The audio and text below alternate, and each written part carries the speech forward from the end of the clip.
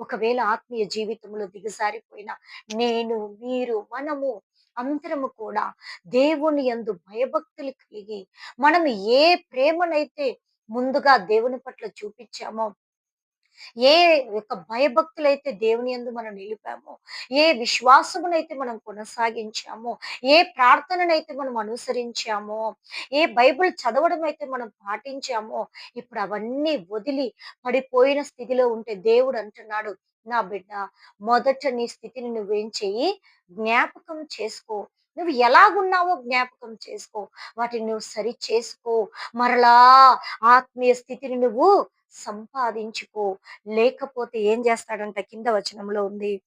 నీవు మారు మనసు పొందితేనే సరి, లేని ఎడల నేను నీ యొద్దకు వచ్చి దీపస్తంభమును దాటి చోటు నుండి తీసివేతును.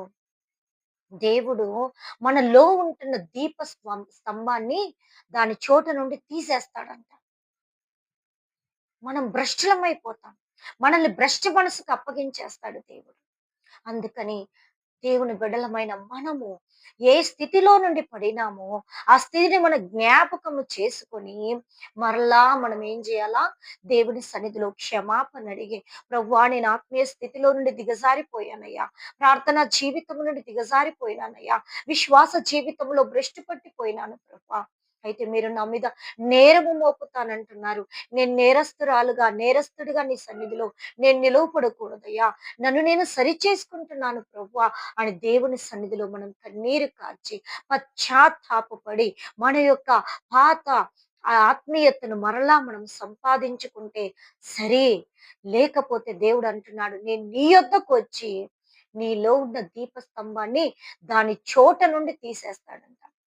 ఎవరైతే వెలుగుగా ఉంటారో ఆ దీపస్తంభాన్ని దేవుడు వారికిచ్చేస్తాడు. మనం భ్రష్టులమైపోతాం. ఆత్మీయ స్థితిలో దిగజారిపోయి భ్రష్టులమైపోయి అపవాదికి బానిసలుగా మారి దేవుని యందు భయము భక్తి లేకుండా పేరుకు మాత్రమే క్రైస్తవులుగా, పేరుకు మాత్రమే యేసే బిడ్డలుగా ఉంటే అది మనకు వ్యర్థమే. దేవుడు అంటున్నాడు, నీ మొదటి స్థితిని నువ్వు జ్ఞాపకం చేసుకో. ఏ స్థితిలో నుండి నువ్వు పడిపోయినావో బిడ్డ, ఆ స్థితిని ఇప్పటికైనా నువ్వేం చెయ్యి, జ్ఞాపకం చేసుకో. ఎవరైతే మనము ఎవరైతే ఆత్మీయ స్థితిలో నుండి దిగజారి పడిపోయి ఉంటున్నామో, దేవుణ్ణి పక్కన పెట్టి ఉంటున్నామో, ఈ యొక్క సమయంలోనే, ఈ యొక్క టైంలోనే దేవుడు అంటున్నాడు, నిన్ను నువ్వు సరి చేసుకో బిడ్డ.